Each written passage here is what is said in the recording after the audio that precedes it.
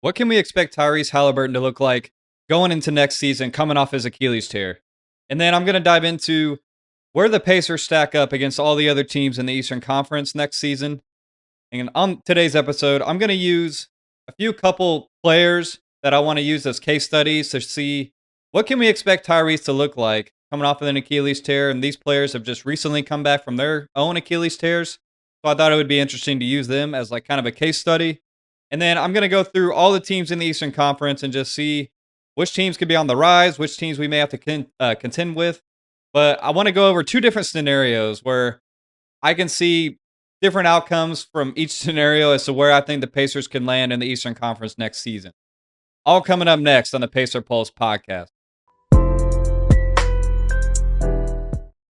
What is up, Pacer Nation? Welcome to the Pacer Pulse podcast, the heartbeat of Indiana basketball. I'm your host, Sean Trader, and today, guys, I got asked this question actually from my grandpa recently. So this one's for you, Grandpa, but he was curious, what can we expect Tyrese to look like next season, especially coming off this Achilles tear? Since, in the past, players that have suffered Achilles tears, they didn't really come back very well, but that's really been a change in recent times. And I think Kevin Durant really set that trend where an Achilles tear isn't just like a career-ending injury anymore. And we're seeing that a little bit more nowadays with other players coming back recently. So, like I stated up at the top of the episode, guys, I wanted to use a couple players or a few players here as like an indication of what we can maybe expect from Tyrese going into next season. And then after that, like I said, I'm going to cover where I believe the Pacers stack up in the Eastern Conference next year. But I have two different scenarios that I'm going to go over. And each scenario is really depends where the Pacers are going to land, depending on those scenarios. But just a brief context about Achilles tears. So typically, NBA Achilles tears recoveries timelines is usually from like 10 to 14 months. And that pretty much stacks up from what we've seen in recent history. But early season production, usually from anyone that's coming back from an Achilles tear, is going to be slow. It's like a part of the recovery curve because clearly you're coming back from a long absence from an injury, right, guys? So you can't expect them to be world beaters out of the gate coming back from this type of injury. There's going to be a recovery curve where throughout the season, you're going to really see that progression where they get more and more confident playing in that body again and not being afraid of just suffering other injuries, right? I mean, you're always going to be a little conscious of that coming back from a serious injury like that. And it just takes a little bit of time mentally and just physically as well. But that's why I wanted to use a few players here to kind of go off of to maybe what we can expect to see from Tyrese going into next season.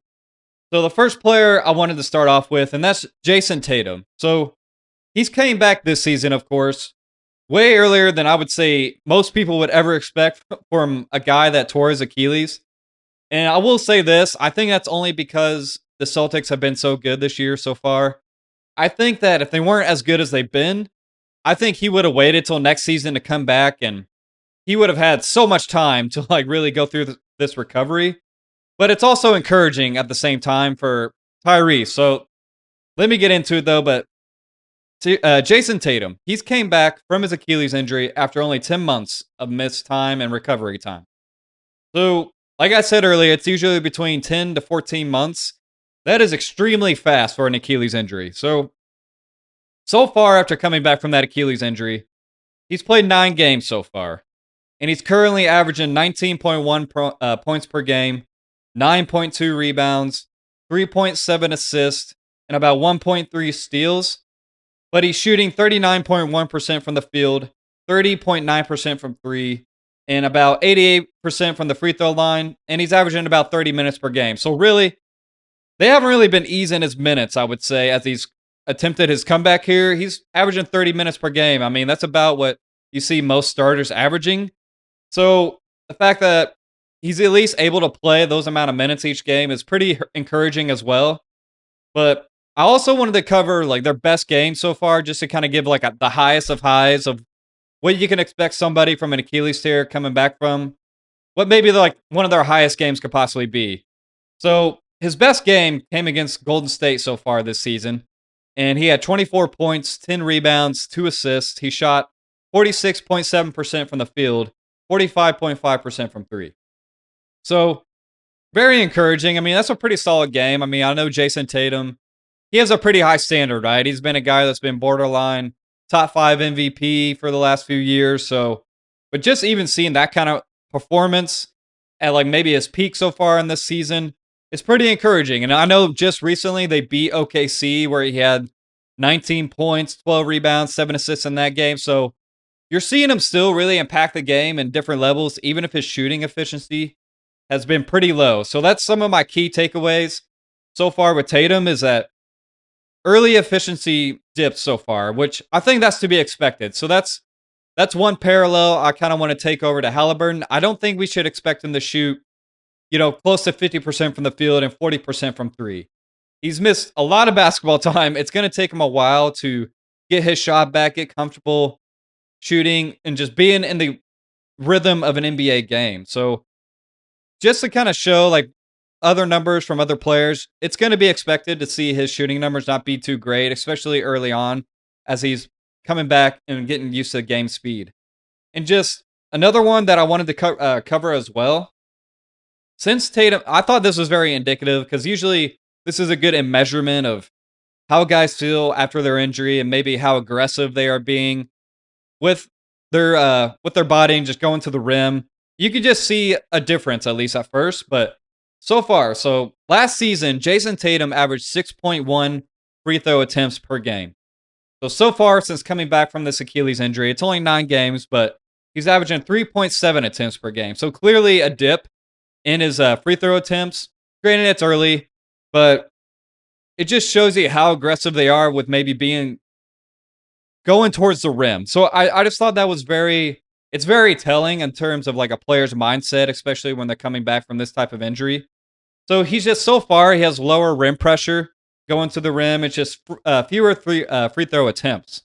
So I thought that was eye-opening, and maybe that's something we could possibly see with Haliburton, is that maybe we're not going to see him pressure the rim as often as maybe he has in the past. It's to be determined. It's subjective because it's going to be player dependent, of course, and their mentality going forward. But it's something I wanted to use to kind of show like maybe how aggressive a player is going to be coming off this type of injury. And just the hustle stats right away with Tatum, especially. His rebound and steals have been very reliable still. And his playmaking, he's still averaging about 4 assists per game, which is a very high number. So he's still being aggressive and getting rebounds. He's still making a playmaking for others as well. And I think his points per game is obviously going to go up once the season continues for him as they get into the playoffs. His body is going to get adjusted to the game. He's going to get more comfortable with like the fact that he can trust his body coming off this injury where he's going to finish at the rim a lot better than what he is now and shooting from three. His shot's going to start to fall eventually. I mean, that's just the law of averages eventually. The guy's been a highly efficient shooter throughout his career, I would say, or like at least decent from three, especially the last few years. That's going to come back around for a guy like him. So it's just, I'm trying to paint a picture to you guys, Pacer Nation, and as us fans, something to be encouraged about as we see Haliburton come back next season, where even if his efficiency is still low, I think we're going to see other aspects of his game are still going to be highly impactful. So the next player I wanted to cover and just kind of give a bigger sample size is Dejounte Murray from New Orleans Pelicans. So Murray, he's missed 13 months since coming back from this Achilles tear. So 3 months longer than Tatum has. But so far this year, he's played in about 12 games. And right now, he's averaging 17.2 points per game. He's averaging 5.3 rebounds per game, 6.5 assists, 1.7 steals, and he's shooting about 48% from the field, 31.6% from three. And he's shooting about 85.7% from the free throw line, and that's in about 28 minutes per game. So clearly impacting the game in a lot of good ways so far. He's still rebounding the ball at a high rate for a guard. He's always been kind of known as a good rebounding guard. And averaging a lot of assists, so 6.5 assists. Very encouraging to see. So you can see between him and Tatum, assists and stuff like that aren't really affected too much from an Achilles injury. And that's very encouraging for a guy like Haliburton, where that's like his number one skill, right? Of course, we all know that, Pacer Nation. His number one skill is playmaking. So it's encouraging to see even guys who have, to a lesser extent, not as good of playmaking abilities, still have very high assist numbers. So it really bodes well to see that that's not something that's going to really impact Tyrese's game. And the fact that, and like I said with Tatum too earlier, guys, I wanted to cover the free throw rates for Dejounte Murray as well. And like I said, it's very player dependent. It's different for their mentality, like how they feel about their body and everything like that. But so far, so I had to go back further for Dejounte Murray because last year he only played about 35 games. So I went to the season prior where he played a full season. He played about 78 games that year. But in that season, he was averaging about 3.4 free throw attempts per game. Now, since he's been back from his Achilles injury this season, he's averaging about 3.5 attempts. So even better than before, or about the same. So maybe it's just player dependent. Maybe we could still see that aggressive Tyrese going to the rim and throwing kickouts, especially it's just team dependent too, right? Because we're going to have Zubats now, and that's going to clear up even more driving lanes for a guy like Tyrese.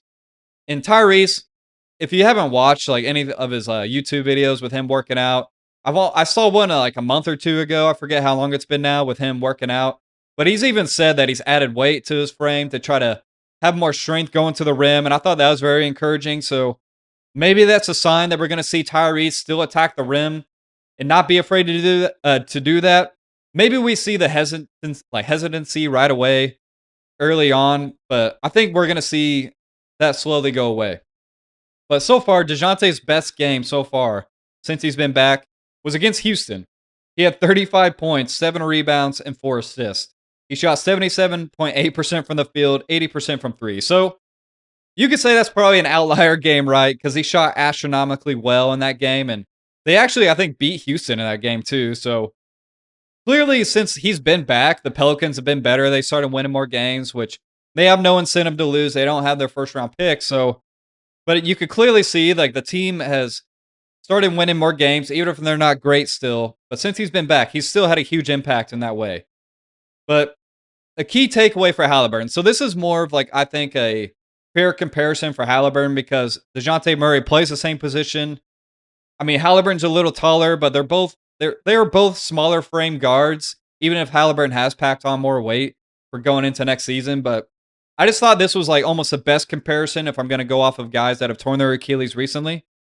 So guards, they usually regain their rhythm a little faster, it seems like, compared to like a Tatum who's 6'9 to 6'10. They're just taller. It's going to take a little while. Tatum is more predicated on his athleticism and quick first step and just his ability to get to the rim and things like that.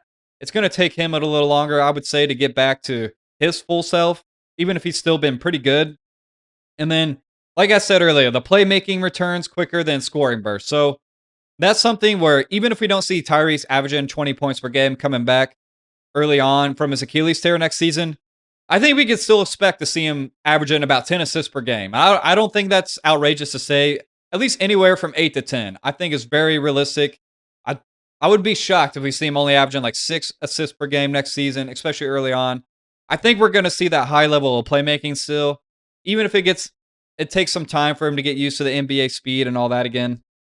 And then, like I said earlier, the efficiency, it may fluctuate, guys. It may fluctuate early, but really, I think especially going into next season with the addition of Zubats, with the improvement of Nembhard, maybe he can take more of the playmaking role, especially to let Tyrese kind of play off ball a little more, ease him back in a little bit.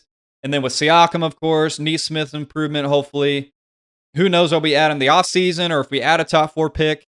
I think the burden for Haliburton to have to score so much is going to be like kind of lifted off his shoulders a little bit. So maybe we don't have to rely on that. Maybe we don't have to rely on him averaging 20 points per game. But I do think that what we can really realistically expect from Tyrese, I think he's still going to average close to about 10 assists per game when he comes back. Even if his scoring is somewhere between like 15 to 17 points per game, I still think that's going to be highly effective. And we know that Tyrese impacts the game more than just outside of just scoring. So we may just see very low shooting percentages from the field, from 3-point range starting off. But I think that's going to progress and get better as the season goes along. And then the last person I kind of threw in there was, of course, somebody we've had on the team was Isaiah Jackson. And we saw completely different player type, of course. He's a big man, fully predicated on athleticism. Really struggled with us as he came back from his Achilles injury. And I think he's played a little better since he's joined the Clippers. But he's just another guy I kind of want to throw in there and add because The only other guy that tore their Achilles that was a point guard was Damian Lillard last season, and he hasn't came back so far. So you can't really use him as like an example of another guy and how they've looked since coming back from their Achilles injury. But I think it's just very encouraging, Pacer Nation, because seeing how well Tatum's played since he's been back, seeing how well Dejounte Murray's looked, even if both guys have had up and down games, right? You're gonna expect that because basketball is all about rhythm, guys. I mean, anytime you miss 10 plus months of playing basketball, it's gonna take some time. And then just throwing an Achilles injury on top of that. But it's just nice seeing that like their physical limitations aren't really there. Like you're seeing them still be able to play a lot of minutes. I mean, both guys are still averaging about 30 minutes per game, and that's coming off of that kind of injury. So maybe we can expect Tyrese to average about 28 to 30 minutes per game, maybe 27 to 30, especially coming back at first, and then maybe it goes up a little more. But I think we're going to be able to expect Tyrese to really play a lot coming out of the gate. So maybe I don't know how that looks playing on back-to-backs and things like that. I don't know how the team is going to progress with him moving forward. But I think the one other thing that really helps Tyrese in this case too, he's going to have like 16 plus months of recovery time. That's 3 plus more than Dejounte Murray's had. That's 6 plus more than Jayson Tatum had. I mean, guys, that's half a year more than Jayson Tatum in terms of just being able to recover, get his body right. So I think we could even expect even higher level of play from Tyrese compared to these guys. And I'm not saying like all NBA level. Don't get me wrong. I'm not trying to put like such a high ceiling on it. It's going to take some time, but I think just we can expect less bursts at first, less rim pressure from Tyrese early on. So maybe that's going to result in fewer free throws, which he's not been a guy that's always shot a lot of free throws anyways, but we may see that dip at least a little bit at first. I still think like I said, his assist numbers are going to be very strong. I think he's going to average anywhere from 8 to 10 assists per game pretty easily, and maybe it's more than that. Who knows? Shooting dips may be pretty evident early on. Maybe the first 15 to 20 games, we're going to see him shoot pretty low percentage, but I think as the season goes on, it's going to creep up. Minutes, like I said, I think he could go from anywhere from 27 to 30 minutes, even right out of the gates. So I don't think they're going to worry about his minutes as much because of all this extra time he's even had. Because if we're going off of Murray and Tatum, like I said, they're both averaging about 30 minutes per game. So maybe we're not going to be too hesitant. It just depends on the team, I'm sure. But Hallie, he's a playmaking-based superstar, right? So I think that's why it's even more encouraging because he's not like a Tatum that's relied on for his scoring to go out there and average like 28 points per game or like 27 to 28. Where Haliburton, his superpower is playmaking, and I think that's what really bodes well for him. His impact is going to be immediate, I think, and I just think that his projected first 20 games, I would say, if I had to put a projection on it, I think he could average about anywhere from 17 to 19 points per game in the first 20 games, 8 to 10 assists per game, like I was saying.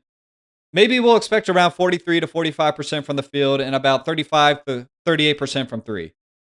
So maybe about free throw attempts per game and 26 to 32 minutes. So that's, if I had to guess in his first 20 games or so, that's what I would expect to see from Tyrese.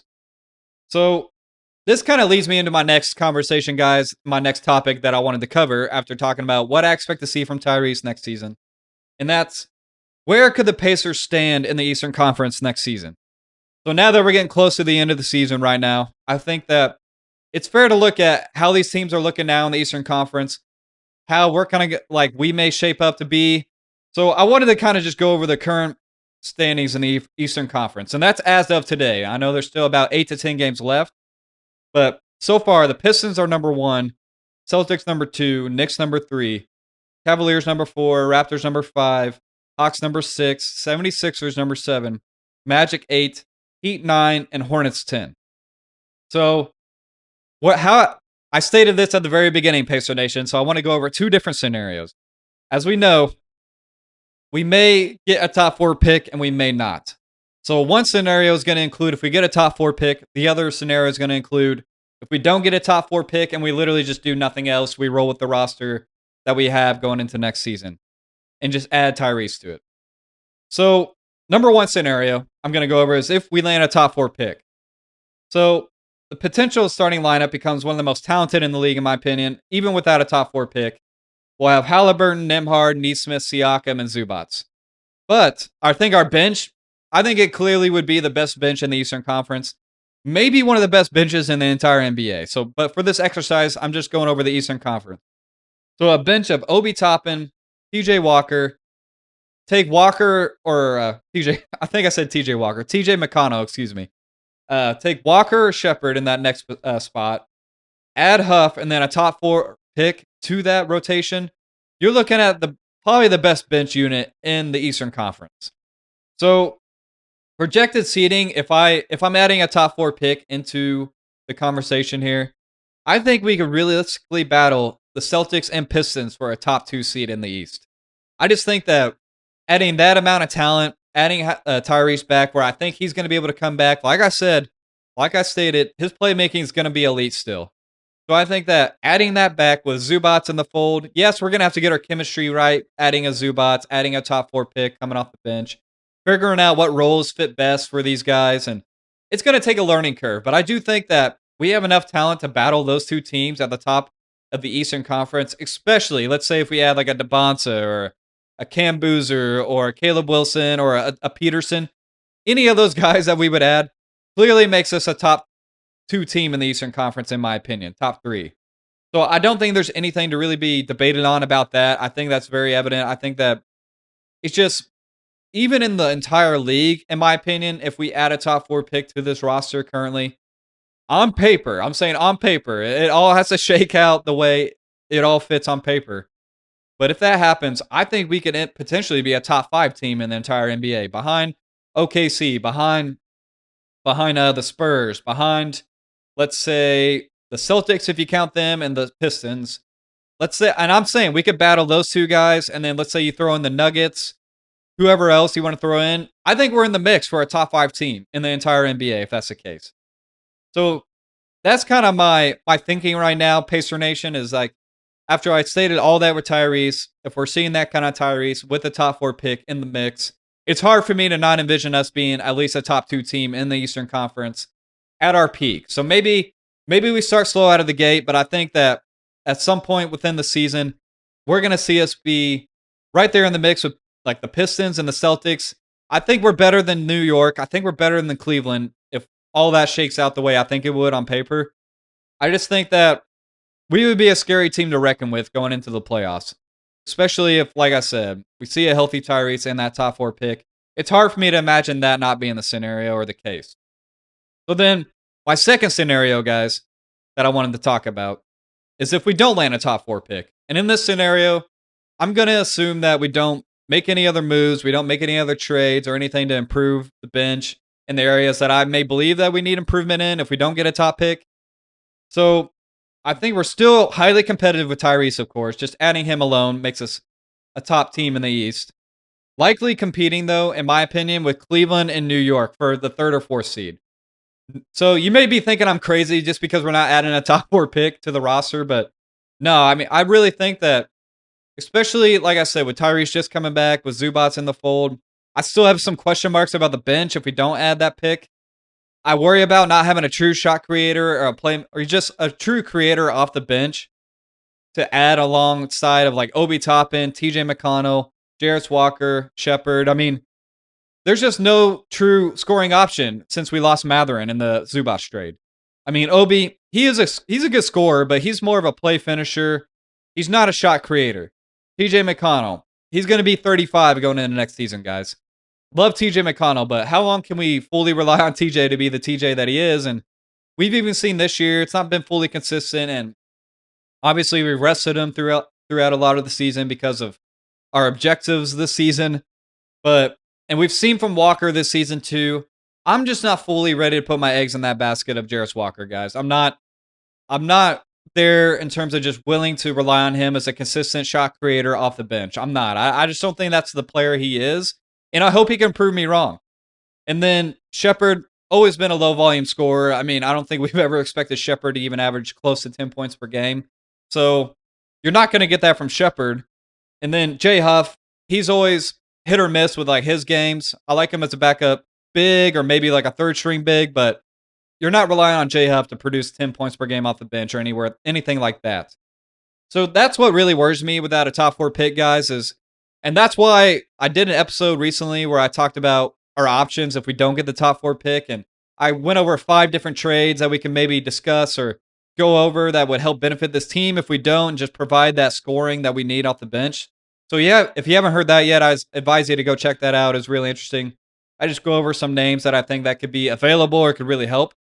But that would be my number one concern, guys. And let me know what you think in the YouTube comments about that. If you think that's an area of concern for the team moving forward as well, if we don't get this pick. But that's why I said I really think that if we don't get this top four pick, I really see us really just being between like New York and Cleveland for the third, fourth seed. And that's not even covering teams that I think could possibly rise in the Eastern Conference, guys. So it changes so much year to year, right? So I'm just going off of this season. But you never know what teams are going to add in the offseason to improve their teams and whatnot, what trades could happen. We never know. And we know with Giannis and all that, I didn't even include Milwaukee in this because I don't think they're good. And I think that Giannis is probably likely on the way out. Who knows what team he goes to in the offseason? So that could really shake up the Eastern Conference as well. But teams that I could really see being on the rise next season that I didn't include in the top four, Charlotte Hornets. Guys, like, I mean, that team could be very scary going into next season. I know Kobe White's going to be a free agent, so I'll be interested to see if they retain him or try to sign him back because he's really been coming on as of late as like a solid option off the bench for them. So we'll see what happens there if they bring him back or what they do with their team, of course. And then I put the Hawks maybe. I mean, they've been on a tear lately. They've had that long winning streak, even if it's been against bad teams, but they've had a few good wins recently. Orlando's kind of been a free fall, so I didn't include them in here. I don't know what to think of Orlando. And then 76ers, just because of the VJ Edgecombe, the Tyrese Maxey. They got a few other guys on their team, some talent. Embiid, you don't know, Paul George, but I had to throw them in there, even if I think they're more of like that 6 to 8 range, even with those guys on the squad. So the one team that I truly believe could maybe sneak into like the top 5 is probably Charlotte, in my opinion, guys. So that could be a team where it's like, I still think we're better than Charlotte with Tyrese coming back and not a top 4 pick. But I could see them also being just extremely good and possibly battling for a top 4 seed. So let me know what you think in the YouTube comments as well, guys. Do you think they could possibly be in the top 4 mix next season? I don't know how much I believe in like New York and Cleveland. I do think that we'd be in like that sort of tier, if you get what I'm saying, without that pick. And like I said, I do think that we would need to fill some sort of void if we don't get this pick. We need some type of shot creator off the bench, guys. We do. I'm not saying they got to be like excuse me, I'm knocking my desk. I don't think they need to be super elite or nothing. Maybe just like a Sadiq Bey type, somebody that can come in and just get you some buckets off the bench because it looks a little bleak to me, if I'm going to be honest, if we don't get the top 4 pick. And maybe I'm over exaggerating, but just let me know what you guys think in that scenario as well. But that's where I really see us stacking up in the Eastern Conference. I see us, if we get a top 4 pick, guys, I think we're a top 2 potential team in the Eastern Conference, top 5 team in the entire NBA, in my opinion. And then if we don't get a top 4 pick, I think we're battling for 3rd or 4th seed in the Eastern Conference. I think we're just like a top 10 team in the NBA. And that really depends, too, if we add anything else to the bench. Maybe we go into next season and just see how it looks, build on that continuity, and just Tyrese coming back, adding Zubats to the fold fully, and maybe we just see how it is. And maybe we make a trade during the middle of the season if we see we need to make an upgrade. We also would have that option, too. And even if we don't keep our top 4 pick, we get our pick back from the Clippers. That would be like 2031 that we would be sending out to them if we don't get our pick. So it's just more trade assets we're going to be able to use. But all in all, guys, that's kind of where I stand on it right now. Let me know what you think in the YouTube comments. If you agree, if you think that with the top 4 pick, if you agree with me that we would be that high up of a team, a top 2 team, or if you think that we still would be that even if we don't add a top 4 pick. And maybe I'm not being as bullish on the team. Maybe I'm being a little bit more underwhelming. I think we're going to be a 3rd or 4th seed.